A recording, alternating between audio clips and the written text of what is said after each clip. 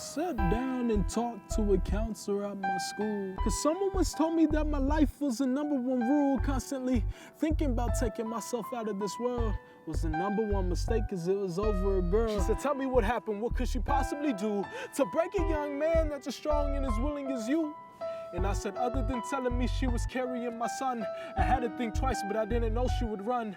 So from that point on, I went to go look for a gun. Because from that day on, I could have swore I was done. And then she had to ask about my family problems. I started thinking for a minute, then I hit rock bottom. I said, well, every month my mom gets a welfare check. Every time she checks the mail, the bills are up to her neck. And my mom is so stupid, she wrote a poetry book. Cause the struggles inside, every person would look at the beauty inside my mother's beautiful heart. There's no way she can make it without breaking, cause she was corrupt from the start.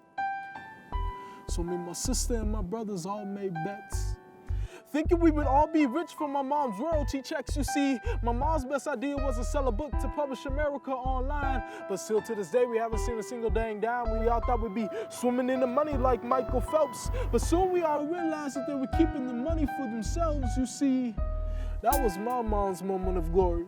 A chance for my mom to tell the beauty in her whole life story. So from that point on, it all went down.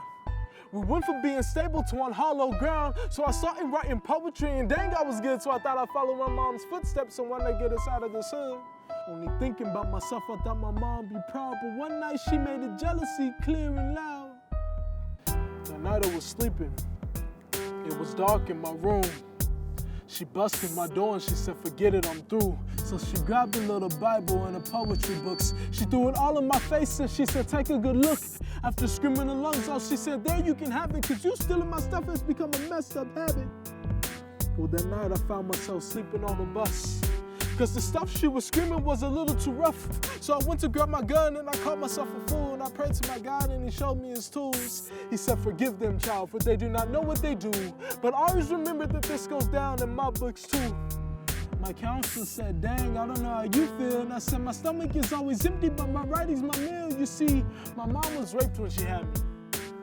But still to this day, I can't figure out why she had me. And I would want to follow in my father's footsteps, but he's never wiped these tears.